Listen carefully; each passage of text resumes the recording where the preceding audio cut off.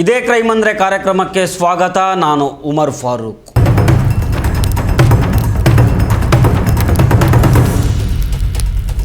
ಕೌಟುಂಬಿಕ ಕಲಹದ ಹಿನ್ನೆಲೆಯಲ್ಲಿ ನಡುರಾತ್ರಿಯಲ್ಲಿ ಭೀಕರ ಡಬಲ್ ಮರ್ಡರ್ ನಡೆದಿದೆ.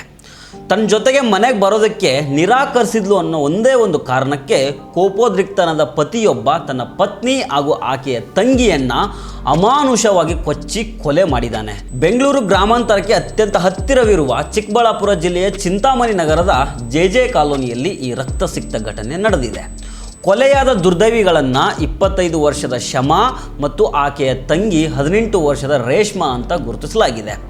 ನಿದ್ದೆಯಲ್ಲಿದ್ದ ಅಕ್ಕ ತಂಗಿಯರ ಕತ್ತು ಸೀಳಿ ಕೊಲೆ ಮಾಡಿರುವ ಈ ಘಟನೆ ಇಡೀ ಜಿಲ್ಲೆಯನ್ನ ಬೆಚ್ಚಿ ಬೀಳಿಸಿದೆ. ಈ ಭೀಕರ ಡಬಲ್ ಮರ್ಡರ್ ಮಾಡಿದ ಕ್ರೂರ ಗಂಡನನ್ನ ಕೋಲಾರದ ಗುಲ್ಪೇಟ್ ನಿವಾಸಿ ಇಜಾಜ್ ಅಂತ ಗುರುತಿಸಲಾಗಿದೆ.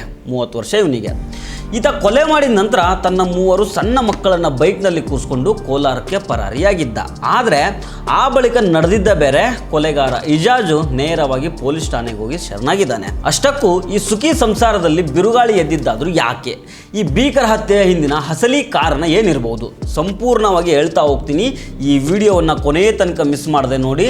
ಅದಕ್ಕೂ ಮೊದಲು ನೀವಿನ್ನೂ ನಮ್ಮ ಚಾನಲನ್ನು ಸಬ್ಸ್ಕ್ರೈಬ್ ಮಾಡಿಲ್ಲ ಅಂದರೆ ದಯವಿಟ್ಟು ಸಬ್ಸ್ಕ್ರೈಬ್ ಮಾಡಿಕೊಳ್ಳಿ.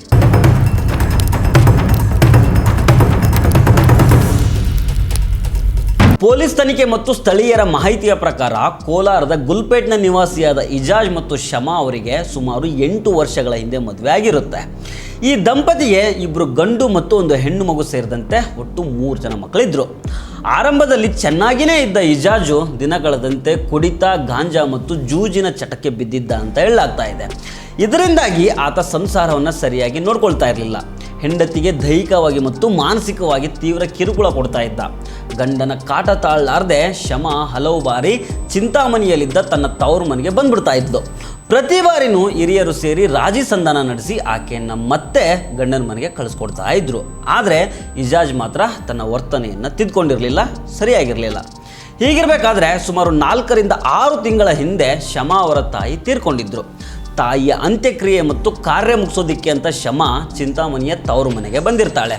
ತಾಯಿಯ ಕಾರ್ಯ ಮುಗಿದ ನಂತರನೂ ಕೋಲಾರಕ್ಕೆ ಹೋದರೆ ಮತ್ತೆ ಗಂಡನ ಕಿರುಕುಳ ಎದುರಿಸಬೇಕಾಗುತ್ತೆ ಅನ್ನೋ ಹೆದರಿಕೆಯಿಂದ ಶಮಾ ತನ್ನ ಮಕ್ಕಳ ಜೊತೆಗೆ ತವರು ಮನೆಯಲ್ಲಿ ಉಳ್ಕೊಂಡಿರ್ತಾಳೆ. ಇತ್ತ ಇಜಾಜು ತನ್ನ ಹೆಂಡತಿ ಮತ್ತು ಮಕ್ಕಳನ್ನು ವಾಪಸ್ ಕರ್ಕೊಂಡ್ಬರೋದಕ್ಕೆ ಅಂತ ಹಲವು ಬಾರಿ ಟ್ರೈ ಮಾಡಿರ್ತಾನೆ. ಆದರೆ ಶಮಾ ಮಾತ್ರ ಕೋಲಾರಕ್ಕೆ ಮರಳಿ ಬರೋದಕ್ಕೆ ಸಂಪೂರ್ಣವಾಗಿ ನಿರಾಕರಿಸಿರ್ತಾಳೆ. ಇದೇ ವಿಷಯವಾಗಿ ಇಬ್ಬರ ನಡುವೆ ಫೋನ್ ಹಾಗೂ ನೇರವಾಗಿಯೂ ತೀವ್ರ ಜಗಳಗಳು ಆಗಾಗ ನಡೀತಾ ಬಂದಿದ್ವು. ಕೊನೆಗೆ ಹೆಂಡತಿಯನ್ನು ಹೇಗಾದರೂ ಮಾಡಿ ಕರ್ಕೊಂಡು ಹೋಗಲೇಬೇಕು ಅಂತ ನಿರ್ಧಾರ ಮಾಡಿದ ಇಜಾಜು ಭಾನುವಾರ ರಾತ್ರಿ ಅಂದರೆ ಜುಲೈ 5ನೇ ತಾರೀಕು ರಾತ್ರಿ ಕೋಲಾರದಿಂದ ಬೈಕ್ನಲ್ಲಿರುವ ಚಿಂತಾಮಣಿಯ ಜೆ ಕಾಲೋನಿಯಲ್ಲಿರುವ ಹೆಂಡತಿಯ ಮನೆಗೆ ಬಂದಿರ್ತಾನೆ. ಅವತ್ತು ರಾತ್ರಿನೂ ಹೆಂಡತಿಯನ್ನು ಮನೆಗೆ ಕರೆಯುವ ವಿಚಾರದಲ್ಲಿ ಇಬ್ಬರ ನಡುವೆ ಜೋರಾಗಿ ಗಲಾಟೆ ನಡೆಯುತ್ತೆ. ಸೋಮವಾರ ಮುಂಜಾನೆ ಸುಮಾರು 6 ಗಂಟೆ 15 ನಿಮಿಷದ ಹೊತ್ತಿಗೆ ಈ ಜಗಳ ತಾರಕಕ್ಕೇರುತ್ತೆ. ಕೋಪದ ಭರದಲ್ಲಿ ಇಜಾಜು ತಾನು ತಂದಿದ್ದ ಚೂಪಾದ ಆಯುಧ ಚಾಕುವನ್ನು ತೆಗೆದುಕೊಂಡು ಮನೆಯೊಳಗೆ ನುಗ್ತಾನೆ. ಆ ಸಮಯದಲ್ಲಿ ಶಮಾ ಮತ್ತು ಆಕೆಯ ತಂಗಿ ರೇಷ್ಮಾ ಇಬ್ಬರು ಗಾಢ ನಿದ್ರೆಯಲ್ಲಿರ್ತಾರೆ. ಕಣ್ಣು ಮುಚ್ಚಿ ನಿದ್ರೆ ಮಾಡ್ತಾ ಇದ್ದ ಹೆಂಡತಿ ಶಮಾ ಹಾಗೂ ನಾದಿನಿ ರೇಷ್ಮಾ ಇಬ್ಬರ ಕುತ್ತಿಗೆಗೂ ಇಜಾಜು ಬಲವಾಗಿ ಹಿರಿದು ಕತ್ತನ್ನು ಸೀಳ್ಬಿಡ್ತಾನೆ. ತೀವ್ರ ರಕ್ತಸ್ರಾವದಿಂದ ಅಕ್ಕ ಮತ್ತು ತಂಗಿ ಇಬ್ಬರು ಸ್ಥಳದಲ್ಲೇ ಪ್ರಾಣ ಬಿಟ್ಟಿದ್ದಾರೆ. ಇಲ್ಲಿ ಅತ್ಯಂತ ದುರಂತ ಏನಂತಂದರೆ ಈ ಭೀಕರ ಕೃತ್ಯ ನಡೆಯುವಾಗ ಶಮಾ ಅವರ 3 ಸಣ್ಣ ಮಕ್ಕಳು ಅದೇ ಮನೆಯಲ್ಲಿರ್ತಾರೆ. ಹತ್ಯೆ ಮಾಡಿದ ತಕ್ಷಣ ಈ ಇಜಾಜು ರಕ್ತದ ಮಡುವಿನಲ್ಲಿ ಬಿದ್ದು ಒದ್ದಾಡ್ತಾ ಇದ್ದ ಹೆಂಡತಿ ಮತ್ತು ನಾದಿನಿಯ ಶವಗಳನ್ನು ಹಾಗೆ ಬಿಟ್ಟು ತನ್ನ 3 ಮಕ್ಕಳನ್ನು ಅದೇ ಬೈಕ್ನಲ್ಲಿ ಕೂರಿಸ್ಕೊಂಡು ಕೋಲಾರಕ್ಕೆ ಎಸ್ಕೇಪ್ ಆಗ್ತಾನೆ. ಕೋಲಾರದ ತನ್ನ ಮನೆಯಲ್ಲಿ ಮಕ್ಕಳನ್ನು ಸುರಕ್ಷಿತವಾಗಿ ಬಿಟ್ಟು ಬೆಳಗ್ಗೆ ಸುಮಾರು 8:30 ಹೊತ್ತಿಗೆ ನೇರವಾಗಿ ಕೋಲಾರದ ಗುಲ್ಪೇಟ್ ಪೊಲೀಸ್ ಠಾಣೆಗೆ ನಡೆದುಕೊಂಡು ಹೋಗಿ ತಾನೇ ಶರಣಾಗಿದ್ದಾನೆ. ನಾನು ನನ್ನ ಹೆಂಡತಿ ಮತ್ತು ನಾದಿನಿಯನ್ನು ಕೊಲೆ ಮಾಡಿ ಬಂದಿದ್ದೇನೆ ಅಂತ ಹೇಳಿದಾಗ ಪೊಲೀಸರೇ ಒಂದು ಕ್ಷಣ ಶಾಕ್ ಆಗಿದ್ದಾರೆ. ಗುಲ್ಪೇಟ್ ಪೊಲೀಸರು ತಕ್ಷಣ ಚಿಂತಾಮಣಿ ನಗರ ಪೊಲೀಸರಿಗೆ ಫೋನ್ ಮಾಡಿ ಮಾಹಿತಿಯನ್ನು ಕೊಡ್ತಾರೆ. ಅಲ್ಲಿವರೆಗೆ ಚಿಂತಾಮಣಿ ಪೊಲೀಸರಿಗಾಗಲಿ ಸ್ಥಳೀಯರಿಗಾಗಲಿ ಈ ಜೋಡಿ ಕೊಲೆಯ ವಿಷಯ ಗೊತ್ತಿರಲೇ ಇಲ್ಲ. ಈ ವಿಷಯ ತಿಳಿತಾ ಇದ್ದಂಗೆನೆ ಚಿಂತಾಮಣಿ ನಗರ ಮತ್ತು ಗ್ರಾಮಾಂತರ ಪೊಲೀಸರು ತಕ್ಷಣ ಜೆ ಕಾಲೋನಿಯ ಘಟನಾ ಸ್ಥಳಕ್ಕೆ ದೌಡಾಯಿಸಿ ಪರಿಶೀಲನೆಯನ್ನು ನಡೆಸಿದ್ದಾರೆ. ಸುದ್ದಿ ಹರಡ್ತಾ ಇದ್ದಂತೆಯೇ ಚಿಕ್ಕಬಳ್ಳಾಪುರ ಜಿಲ್ಲಾ ಪೊಲೀಸ್ ವರಿಷ್ಠಾಧಿಕಾರಿ ಕುಶಾಲ್ ಚೌಕ್ಸೆ ಸಹಿತ ಹಲವು ಪೊಲೀಸ್ ಅಧಿಕಾರಿಗಳು ಸ್ಥಳಕ್ಕೆ ಬಂದು ಪರಿಶೀಲನೆಯನ್ನು ನಡೆಸಿದ್ದಾರೆ. ಆನಂತರ ಚಿಂತಾಮಣಿ ಪೊಲೀಸರು ತಕ್ಷಣ ಕೋಲಾರಕ್ಕೆ ತೆರಳಿ ಆರೋಪಿ ಇಜಾಜ್ನನ್ನು ತಮ್ಮ ವಶಕ್ಕೆ ಪಡ್ಕೊಂಡಿದ್ದಾರೆ. ಈ ಬಗ್ಗೆ ಮಾಧ್ಯಮಗಳಿಗೆ ಪ್ರತಿಕ್ರಿಯೆ ನೀಡಿರುವ ಜಿಲ್ಲಾ ಪೊಲೀಸ್ ವರಿಷ್ಠಾಧಿಕಾರಿ ಕುಶಾಲ್ ಚೌಕ್ಷೆ ಅವರು, ಪ್ರಾಥಮಿಕ ತನಿಖೆಯ ಪ್ರಕಾರ ಪತ್ನಿ ಮನೆಗೆ ಬರಲು ನಿರಾಕರಿಸಿದ್ದೇ ಈ ಜೋಡಿ ಕೊಲೆಗೆ ಕಾರಣ. ಆರೋಪಿ ಜುಲೈ 5ನೇ ತಾರೀಕು ರಾತ್ರಿ ಹೆಂಡತಿ ಮನೆಗೆ ಬಂದಿದ್ದಾಗ ಗಲಾಟೆಯಾಗಿದೆ. ಮರುದಿನ ಮುಂಜಾನೆ ಜಗಳ ವಿಕೋಪಕ್ಕೆ ತಿರುಗಿ ಈ ಕೃತ್ಯ ನಡೆದಿದೆ. ಆರೋಪಿಯನ್ನು ವಶಕ್ಕೆ ಪಡೆದು ವಿಚಾರಣೆ ನಡೆಸಲಾಗ್ತಾ ಇದೆ ಅಂತ ಹೇಳಿದ್ದಾರೆ. ಮತ್ತೆ ಜಗಳ ಆಗಿದ್ದು ವಾರಲ್ಸ್ ರೆಗ್ಯುಲರ್ ಆಗಿ ಆಗ್ತಾ ಇತ್ತು. ಇವತ್ತು ಬೆಳಿಗ್ಗೆ ಇವರು ನಮ್ಮ ಆರೋಪಿ ಎಜಾಜ್ ಅಲ್ಲಿಂದ ಅರೌಂಡ್ 5 ಗಂಟೆಗೆ 5:15 ಬಿಟ್ಟಿದ್ದೀರಾ ಕಲ್ಪಿಟ್ಟಿದ್ದ ಒಂದು ಬೈಕಲ್ಲಿ. ಇಲ್ಲಿ ಅರೌಂಡ್ 6:30 ಬಂದು ಜೆ ಕಾಲೋನಿಯಲ್ಲಿ ಯಾವ ಮನೆಯಲ್ಲಿ ಇವರು ಇದ್ದಾರೆ ಆ ಮನೆಯಲ್ಲಿ ಹೋಗಿ ಇಬ್ಬರು ಜನ ಲೇಡೀಸ್ ಮಲಗಿದ್ರು ಮತ್ತು ಮಕ್ಕಳು ಕೂಡ ಇದ್ರು. ಇಬ್ಬರು ಜನ ಲೇಡೀಸ್ಗೆ ಹೋಗಿ ಚಾಕುವಿಂದ ಅಟ್ಯಾಕ್ ಮಾಡಿ ಅವರಿಗೆ ಸಾಯಿಸಿದ್ದಾರೆ. ಆಮೇಲೆ 3 ಜನ ಮಕ್ಕಳಿಗೆ ಗಾಡಿಯಲ್ಲಿ ಕರ್ಕೊಂಡು ವಾಪಸ್ ಗಲ್ಪೇಟೆ ಹೋಗಿದ್ದಾರೆ. ಗಲ್ಪೇಟೆಯಲ್ಲಿ ಇವರು ಮಕ್ಕಳಿಗೆ ಮನೆಯಲ್ಲಿ ಬಿಟ್ಟು ಗಲ್ಪೇಟೆ ಸ್ಟೇಷನಲ್ಲಿ ಅರೌಂಡ್ 8:45 ಸರೆಂಡರ್ ಮಾಡಿದ್ದಾರೆ. ಅಲ್ಲಿಂದ ನಮಗೆ ಮಾಹಿತಿ ಬಂದಿದೆ. ಬೆಳಿಗ್ಗೆಯಿಂದ ಈ ಥರ ಯಾರು ಮಾಹಿತಿ ಕೊಳ್ಳಿಲ್ಲ ಈ ಥರ ಮರ್ಡರ್ ಆಗಿದೆ. ಈ ಇವರು ಯಾವಾಗ ಸರೆಂಡರ್ ಮಾಡಿದರೆ ಆಮೇಲೆ ಇದು ಎಲ್ಲರ ಗಮನಕ್ಕೆ ಬಂದಿದೆ ಈ ಥರ ಇನ್ಸಿಡೆಂಟ್ ಆಗಿದೆ. ಈಗ ನಾವು ಅಲ್ಲಿಂದ ಆರೋಪಿಗೆ ಸೆಕ್ಯೂರ್ ಮಾಡಿ ಕರ್ಕೊಂಡು ಬರ್ತಾ ಇದ್ದೀವಿ. ಬೇಸಿಕ್ ಲಿಟಲ್ ಡಿಸ್ಪ್ಯೂಟ್ ಕರೆಂಟ್ ಬಗ್ಗೆ ಇದು ಇನ್ಸಿಡೆಂಟ್ ಆಗಿದೆ. ಗಲಾಟ ಅವ್ರದ್ದು ಮೊದಲಿಂದ ಆಗ್ತಾ ಇತ್ತು. ಅವರಿಗೆ ಮನೆಯಲ್ಲಿ ವಾಪಸ್ ಬನ್ನಿ ಈ ಥರ ಕರೀತಾ ಇದ್ರು. ಈ ಕಾರಣ ಬಗ್ಗೆ ಗಲಾಟ ರೆಗ್ಯುಲರ್ ಆಗಿ ಆಗ್ತಾ ಇದ್ರು. ಇವರು ವಾಪಸ್ ಹೋಗಲಿಲ್ಲ 3 months ಇಂದ. ಬೇಲಿಗೆ ಇವತ್ತು ಬಂದು ಇವರು ಡೈರೆಕ್ಟ್ ಅಟ್ಯಾಕ್ ಮಾಡಿದ್ದಾರೆ. ಈ ಥರ ನಮಗೆ ಮಾಹಿತಿ ಇದೆ. ಬಿಕಾಸ್ ಬೇರೆ ಅಕ್ಕಪಕ್ಕದವರಿಗೆ ಏನು ಮಾಹಿತಿ ಇರಲಿಲ್ಲ ಯಾವಾಗ ಆಯಿತು ಹೇಗೆ ಆಯಿತು ಏನು ಸಾಂಗ್ ಬರಲಿಲ್ಲ. ಅವರು 2 ಜನ ಜೊತೆಗೆ ಇದ್ರು. ಮತ್ತೆ ಈಗ ನಮಗೆ ಆರೋಪಿ ಸಿಕ್ಕಿದ್ದು ಅವರದ್ದು ಇಂಟರೋಗೇಷನ್ ಮಾಡ್ತೀವಿ ನಾವು ಇನ್ನೊಬ್ರು ಲೇಡಿದು ಯಾಕೆ ಮಾಡಿದ್ದಾರೆ ಅದು ಕೂಡ ಏನಾದರೂ ಕಾರಣ ಇರಬೇಕು. ಬಟ್ ಅದು ಇನ್ವೆಸ್ಟಿಗೇಷನ್ ಇಂಟರೋಗೇಷನ್ ಆದಮೇಲೆ ಗೊತ್ತಾಗುತ್ತೆ. ಅವರು ಕೂಡ ಅದೇ ರೂಮಲ್ಲಿ ಮಲಗಿದ್ರು. ಮತ್ತೆ ಮಕ್ಕಳಿಗೆ ಇವರು ಕರ್ಕೊಂಡು ಹೋಗಿದ್ರು. 3 ಜನ ಮಕ್ಕಳು ಇದ್ದಾರೆ. ಬಟ್ ಅವ್ರದ್ದು ವಯಸ್ಸು ತುಂಬ ಕಮ್ಮಿ ಇದೆ. ಸೊ ನೋಡೋಣ ನಾವು ಯಾವುದು ಕೌನ್ಸಿಲಿಂಗ್ ಅಥವಾ ಚೈಲ್ಡ್ ವೆಲ್ಫೇರ್ ಕಮಿಟಿದವರದ್ದು ಹೆಲ್ಪ್ ಮಾಡಿ ಅವ್ರ ಜೊತೆ ಮಾತಾಡ್ತೀವಿ. ಈಗ ದೂರ ನಾವು ಅವ್ರ ಫ್ಯಾಮಿಲಿ ಮೆಂಬರ್ಸ್ ಅನ್ನ ತಗೊಳ್ತಾ ಇದ್ದೀವಿ. ಬೇರೆ ಸಿಸ್ಟರ್ಸ್ ಇದ್ದಾರೆ, ಅಕ್ಕಪಕ್ಕ ಮನೆಯಲ್ಲಿ ಬೇರೆ ಸಿಸ್ಟರ್ಸ್ ಇದ್ದಾರೆ, ಅವರಿಗೆ ನಾವು ದೂರ ತಗೊಳ್ತಾ ಇದ್ದೀವಿ. ಇಲ್ಲಿ ಕೋಲಾರದಿಂದ ಇಲ್ಲಿ ಅವ್ರ ಮನೆಗೆ ಬಂದು ಎಷ್ಟು ದಿನ ಆಗಿದೆ? 3 months ಇಂದ ಇವರದು ಮದರ್ದು ಡೆತ್ 3 months ಹಿಂದೆ ಆಗಿತ್ತು. ವೈಫ್ದು ಮದರ್ದು ಡೆತ್ ಆ ಟೈಮ್ಗೆ ಇವರು ಬಂದಿದ್ದಾರೆ. ಇದೇ ವೇಳೆ ಈ ಪ್ರಕರಣಕ್ಕೆ ಸಂಬಂಧಿಸಿದಂತೆ ಕೆಲವು ಶಾಕಿಂಗ್ ಮಾಹಿತಿಗಳು ಹೊರಗಡೆ ಬಂದಿದ್ದಾವೆ. ಕೊಲೆಯಾದ ಅಕ್ಕ ತಂಗಿಯರಾದ ಶಮಾ ಮತ್ತು ರೇಷ್ಮಾ ಮೂಲತಃ ಹಿಂದೂ ಧರ್ಮದವರಾಗಿರ್ತಾರೆ. ನಂತರ ಮುಸ್ಲಿಂ ಧರ್ಮಕ್ಕೆ ಇಷ್ಟಪಟ್ಟು ಮತಾಂತರ ಆಗಿರ್ತಾರೆ ಅನ್ನೋ ವಿಷಯ ತನಿಖೆಯ ವೇಳೆ ಬೆಳಕಿಗೆ ಬಂದಿದೆ.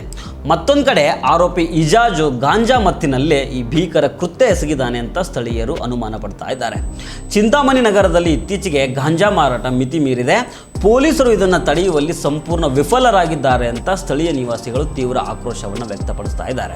ಸದ್ಯ ಚಿಂತಾಮಣಿ ನಗರ ಪೊಲೀಸ್ ಠಾಣೆಯಲ್ಲಿ ಕೊಲೆ ಪ್ರಕರಣ ದಾಖಲಾಗಿದ್ದು ಪೊಲೀಸರು ಆರೋಪಿ ಇಜಾಜ್ನನ್ನು ತೀವ್ರ ವಿಚಾರಣೆಗೆ ಒಳಪಡಿಸಿದ್ದಾರೆ. ಕುಡಿತ, ಗಾಂಜಾ ಚಟ ಹಾಗೂ ಕೌಟುಂಬಿಕ ಕಲಹಕ್ಕೆ ಇವತ್ತು 2 ಯುವತಿಯರು ಬಲಿಯಾಗಿದ್ದಾರೆ. 3 ಸಣ್ಣ ಮಕ್ಕಳು ತಾಯಿಯನ್ನು ಕಳ್ಕೊಂಡು ತಂದೆಯು ಜೈಲು ಪಾಲಾಗಿ ಬೀದಿಗೆ ಬೀಳುವಂತಾಗಿದೆ. ವಾರದಿಂದ 2 ಸಲ ಎಲ್ಲ ರಿಸರ್ವ್ ಎಲ್ಲ ಆಗೋಗೈತೆ ಸರ್. ಮೊನ್ನೆ ಬಂದಿದ್ದ ಬಾ ಅಂತ, ಅವಳು ಹೋಗಿಲ್ಲ. ಮತ್ತೆ ಇನ್ನೊಂದು ಚಾನ್ಸ್ ಕೊಡು ನಾವೆಲ್ಲ ಇದ್ದೀವಿ, ಏನೋ ಒಂದು ಇದು ಮಾಡ್ತೀನಿ ಅಂತ ಹೇಳಿದ್ರು. ಅವಳು ನಾನು ಹೋಗಲ್ಲ, ನನಗೆ ಅವನು ಇದೆ ಕುಡ್ಕೊಂಡು ಏನು ಹಾಕಲ್ಲ, ಮಕ್ಳಿಗೂ ಬಟ್ಟೆನೂ ತಗೊಲ್ಲ, ಕಾಸು ಕೊಡಲ್ಲ, ಕುಡ್ಕೊಂಡು ಬಂದು ಯಾವಾಗಲೂ ಇದು ಮಾಡ್ತಾನೆ, ಅವ್ನು ಚಾಕ್ರಿ ಮಾಡಬೇಕಷ್ಟೇ, ನನಗೆ ಜೀವನ ಇದು ಮಾಡ್ತಾ ಇಲ್ಲ ಅಂತ ಹೇಳಿದ್ರು.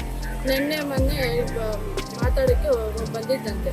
ಬಾ ಅವರೆಲ್ಲ ಏನು ಎದಕ್ಕೆ ಇನ್ನೊಂದು ಚಾನ್ಸ್ ನಾನೆಲ್ಲ ಹಾಕ್ಕೊಂಡು ಚೆನ್ನಾಗಿ ನೋಡ್ಕೊಂತೀನಿ ಬಾ ಅಂದ್ರಂತೆ. ಇವಳು ಹೋಗಿಲ್ಲ ಅಂತ ನೆನ್ನೆ ಬಂದು ಹಿಂಗೆ ಮಾಡಿಬಿಟ್ಟಿರೋದು. ಮದುವೆ ಮಾಡಿಂದನೂ ಯಾವಾಗಲೂ ಗಲಾಟೆ. ನಾವು ಅದಕ್ಕೂ ಕೇಳಿ ಒಂದು ಚಾನ್ಸ್ ಅಂತ ಯಾವಾಗಲೂ ಹೋಗಿ ಅವನಿಗೆ ಇದು ಮಾಡಿ ಹೆಂಡತಿನೂ ದೂರ ಮಾಡಬಾರ್ದು ಅಂತ ನಾವು ಚಾನ್ಸ್ ಕೊಟ್ಟಿದ್ದೇವೆ. ಹೋಗಿ ಕರ್ಕೊಂಡು ಹೋಗಿ ಬಿಟ್ಬಿಟ್ಟು ಬರ್ತಾ ಇದ್ದೆ. ಕೋಲಾರಲ್ಲಿ ಇಲ್ಲಿ ಜಾಸ್ತಿ ಆಗೋಯ್ತು ಕಂಪ್ಲೇಂಟ್, ಕೋಲಾರಲ್ಲಿ ಜಾಸ್ತಿ ಆಗೋಯ್ತು ಕಂಪ್ಲೇಂಟ್. ಮೊನ್ನೆ ಕಂಪ್ಲೇಂಟ್ ಅವರು ಹೇಳಿದ್ರು ಹಂಗೆ ಇದು ಮಾಡಬಾರ್ದಮ್ಮ, ಇನ್ನೊಂದು ಚಾನ್ಸ್ ಹೋಗಿ ನಾವೆಲ್ಲ ಇದು ಮಾಡಿ ಅವ್ರು ಕೇಳಿಲ್ಲ. ಇಲ್ಲಾಂದ್ರೆ ನಾನು ಎಲ್ಲ ನೋಡ್ಕೊಳ್ತೀನಿ, ಇಲ್ಲಾಂದ್ರೆ ಮಕ್ಕಳಿಗೂ ಸಾಯ್ಬಿಡ್ತೀನಿ, ನಾನು ಸಾಯ್ಬಿಡ್ತೀನಿ, ಅವ್ನು ಮಾತ್ರ ಬೇಡ, ಅವನೆಲ್ಲ ಯಾವಾಗಲೂ ನಾನು ಕರ್ಕೊಂಡು ಎತ್ಕೊಳ್ತಾನೆ, ಆಗ್ಬಿಡ್ತೀನಿ ಅಂತಾನೆ ಅಂತ ಹೇಳ್ತಾ ಇದ್ರು ಸರ್. ಆ ಮಕ್ಕಳು ಹಂಗೆ ಹೇಳ್ತಾ ಇದ್ರು, ನಂಗೆ ಅಪ್ಪ ಬೇಡ ಅಂತ ಹೇಳ್ತಾ ಇದ್ರು. ಫ್ರೆಂಡ್ಸ್ಗೆ ಹೇಳ್ತಾ ಇದ್ರು, ನಿಮ್ಮ ಮಕ್ಕಳಿಗೆಲ್ಲ ಆಗ್ಬಿಡ್ತೀನಿ, ಅವ್ರು ಇದ್ದಾರೆ ಅಲ್ಲ ಅಂತ ನೀನು ಇದು ಮಾಡ್ತಾ ಇರೋದು, ಅವರು ಬೇಡ. ಇವತ್ತು ನಡೆದಿರೋಂಥ ಘಟನೆ ಏನಂತ ಹೇಳಿದ್ರೆ, ಶಮಾ ಮತ್ತು ರೇಷ್ಮಾವನ್ನು ಇಜಾಜ್ ಖಾನ್ ಅನ್ನೋವನ್ನು ಕೊಲೆ ಮಾಡೋದಂತ ಗೊತ್ತಾಗಿದೆ. ನಾವು ಬೆಳಗ್ಗೆ ಫೋನ್ ಮಾಡಿದ್ರಿ, ಮಗುಗೆ ರೆಗ್ಯುಲರ್ ಮಾತಾಡೋಕ್ಕೆ 8:30 ಕಾಲ್ ಮಾಡ್ತಾರೆ, ಎದ್ದೊಳಿದಾರ ಮಕ್ಕಳು ಸೇರಿಸಿದಾರೆ ಅಂತ. ಆ ಕಣ್ಣಕ್ಕೆ ಕಾಲ್ ಮಾಡೋವಾಗ ಕಾಲನ್ನು ಮಗು ರಿಸೀವ್ ಮಾಡಿಲ್ಲ. 2 ಮಕ್ಕಳು ಫೋನ್ ರಿಸೀವ್ ಮಾಡಿದಾಗ ಅಕ್ಕಪಕ್ಕವ್ರಿಗೆ ನಾವು ಇನ್ಫಾರ್ಮ್ ಮಾಡಿದ್ರೆ ಅವ್ರು ಬಂದು ಹೇಳಿದ್ರು ಈ ಥರ ಆಗಿದೆ, ಬೆಳಗಿನ ಜಾವನೇ ಮಕ್ಕಳು ಕರ್ಕೊಂಡು ಅಂತ ಗೊತ್ತಾಗಿತ್ತು. ಏಜಾಜ್ ಖಾನವನು ಮಕ್ಕಳನ್ನು, ನನ್ನ ನಾದಿನಿ, 2 ನಾದಿಗಳನ್ನು, ಶಮಾ ಮತ್ತು ರೇಷ್ಮಾ ಅವನಿಯನ್ನು ಕತ್ತನ್ನು ಕೊಯ್ದು ಅವನ ಮಕ್ಕಳನ್ನು ಕರ್ಕೊಂಡು ಹೋಗಿ ಕೋಲಾರಲ್ಲಿ ಸರೆಂಡರ್ ಆಗೋಣ ಅಂತ ಗೊತ್ತಾಗಿತ್ತು. ಯಾವ ಕಾರಣಕ್ಕೆ ಗಲಾಟೆ ನಡೆದಿತ್ತು ಅಂತ ಏನಾದ್ರು ಗೊತ್ತಾ? ಮದುವೆ ಮಾಡಿ ನಾನು ಅದೇ ಕಿರುಕುಳ, ಹಣಕಾಸಕ್ಕಾಗಲಿ ಕಿರುಕುಳ ಆಗಲಿ, ಮಂಟಿ ಮಕ್ಕಳು ಚೆನ್ನಾಗಿ ಸಾಕ್ತಾ ಇರಲಿಲ್ಲ. ಆ ಕಣ್ಣಕ್ಕೆ ಯಾವಾಗೂ ನಡೀತಾ ಇದ್ದಿದೆ ಗಲಾಟೆ. ನಾವು ಅದನ್ನೆಲ್ಲವನ್ನು ತಾಳ್ಮೆ ಮಾಡ್ಕೊಂಡು ಇಜ್ಜಿ ಸಹಿಸ್ಕೊಂಡು ಹೋಗ್ತಾ ಇದ್ವಿ. ಅವ್ರ ತಾಯಿ ತೀರ್ಕೊಂಡು ಒಂದು 6 ತಿಂಗಳಾಯಿತು. 6 ತಿಂಗಳಿಂದ ಕಿರುಕುಳ ಜಾಸ್ತಿ ಆಯಿತು. ಕಿರುಕುಳ ಜಾಸ್ತಿ ಆದ ಮೇಲೆ ಆ ಮಗು ಏನು ಮಾಡಿತ್ತು, ಒಂದು 2 ತಿಂಗಳಿಂದ ಜಗಳ ಮಾಡ್ಕೊಂಡು ಬಂದು ನಮ್ಮ ಮನೇಲಿ ಸೇರಿತ್ತು. ಅವ್ರ ತಾಯಿ ಮನೇಲಿ ಬಂದಿತ್ತು. ಅರ್ಥ ಆಯ್ತಾ? ರೇಷ್ಮಾ ಅನ್ನೋ ಮಗು ನಮ್ಮ ಮನೇಲಿ ಇದ್ದಿದ್ದು. ಆ ಮಗುಗೆ ನಾವೇನು ಮಾಡಿದ್ರೆ, ಈಗ ಒಂಟಿ ಮಗು ಇದೆ ಅಂತೇಳಿ ಇಬ್ಬರನ್ನು ಸೇರಿಸಿ ಒಂದೇ ಗೂಡಲ್ಲಿಕ್ಕಿ 2 ತಿಂಗಳಿಂದ ಆ ಮಕ್ಕಳನ್ನ ನಾವು ನೋಡ್ತಾ ಇದ್ರಿ. ಮೊನ್ನೆಯಿಂದ ಬಂದು ಮಾತಾಡ್ಸ್ಕೊಂಡು ಹೋಗಿದ್ರು. ದೊಡ್ಡವರೆಲ್ಲ ನಾವು ಸೇರಿ ನ್ಯಾಯ ಮಾಡಬೇಕು ಅಂತ ಹೇಳಿ ಮನೆಯನ್ನು ಸೇರಿಸಬೇಕು ಅಂತ ತೀರ್ಮಾನದಲ್ಲಿ ತಗೊಂಡಾಗ ಮುಂಚೆನೆ ಅವನೇನು ಮಾಡ. ಈ ಘಟನೆಯ ಬಗ್ಗೆ ನಿಮ್ಮ ಅಭಿಪ್ರಾಯ ಏನು? ಕಮೆಂಟ್ ಮಾಡಿ ತಿಳಿಸಿ. ನಿರಂತರ ಸುದ್ದಿಗಳಿಗಾಗಿ ನಮ್ಮ ಚಾನಲನ್ನು ಸಬ್ಸ್ಕ್ರೈಬ್ ಮಾಡಿ. ನಮಸ್ಕಾರ.